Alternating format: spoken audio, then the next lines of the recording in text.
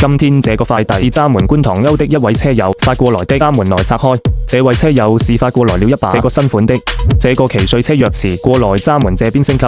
老闆也是剛提的車，不久就把鑰匙發過來升級了。閘門現在檢測鑰匙沒有問題，之後來給他進行升級改裝，先拆出鑰匙的殼子，把裡面的主板取出來。他這個車鑰匙也是電動車的車鑰匙。閘門現在把主板拆出來之後，再放到固定台上進行升級焊接就可以。先把所有線路接上去，